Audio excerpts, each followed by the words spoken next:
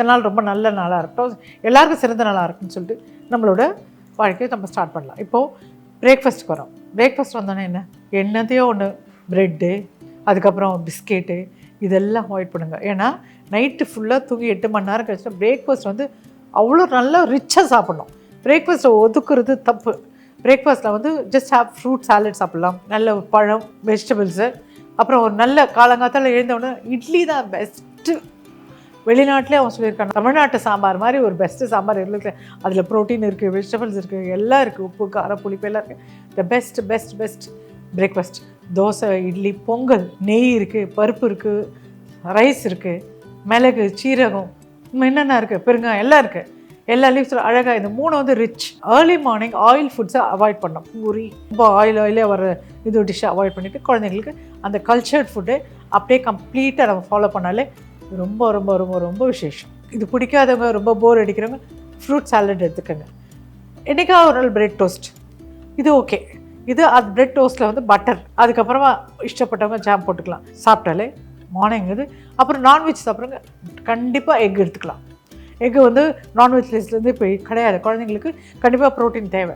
So you can take egg. அதுக்கு மேலே heavy சாப்பாடு, நான்வெஜ் டைரெக்டாக ஏர்லி மார்னிங் சாப்பிட்றது ஹெல்தி கிடையாது. Okay, make you note, follow பண்ணுங்க. பிரேக்ஃபாஸ்ட் முடிஞ்சிருச்சு. சிலருக்கு காஃபி பிடிக்கும், சிலருக்கு ஜூஸ் பிடிக்கும், சாப்பிடுங்க. ஒரு சிலருக்கு தயிரில் சேர்த்து சாப்பிடுவாங்க, தயிர் சக்கரை போட்டு சாப்பிடுங்க. ஆனால் இது எல்லாமே ஹெல்தி. இது நார்மலாக நம்ம சவுத் இந்தியன் ஸ்டைலில் எப்படி சாப்பிடணுமோ அப்படி சொல்கிறத நான் சொல்லி கொடுத்துருக்கேன். அன்னபூர்ணி உலகத்திலே சிறந்த தானம் அன்னதானம். இதை நான் வாழ்கிற இடத்துல நான் பார்த்துட்ருக்கேன். நான் வாழ்கிற திருவண்ணாமலை இடத்துல அங்கே கிரிவல ரோட்லேருந்து சுட சாதம் எல்லாருக்கும் எப்பவுமே இருக்கும். அந்த இடம் மாதிரி அன்னம் போடுற இடம் இது வரைக்கும் நான் பார்த்ததில்ல. திருவண்ணாமலை நீங்கள் ஒருத்தருக்கு சாப்பாடு போட்டால் 100 பேருக்கு சாப்பாடு போட்ட மாதிரி நினைச்ச இடத்துல புண்ணியம் கிடைக்கிற அந்த இடத்துல அன்னதானத்துக்கு நீங்கள் சப்போர்ட் பண்ணி ஏழைங்களுக்கு உதவும் போது திருவண்ணாமலை பிரசாதம் சேரும், விபூதி, இது குங்குமம், அர்ச்சனை சேரும். தீபத்துக்கு நெய் வாங்கி கொடுக்குறவங்களுக்கு உங்கள் குடும்பமும் உங்கள் வம்சமும் நல்லாயிருக்கும், புண்ணியம் சேரும்.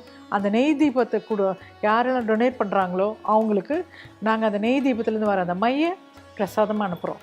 இதுக்கு QR கோடு கீழே இருக்குது. நீங்கள் உங்களால் ஆனது 1 ரூபானாலும் சரி, 2 ரூபானாலும் சரி, உங்கள் வீட்டுக்கு நன்மை சேரும். நீங்கள் அதை ஃபாலோ பண்ணி உங்கள் காணிக்கை அதில் செலுத்தலாம். இப்படி செய்யறதுனால எல்லாருக்கும் நன்மை. ஓம் நம சிவாய.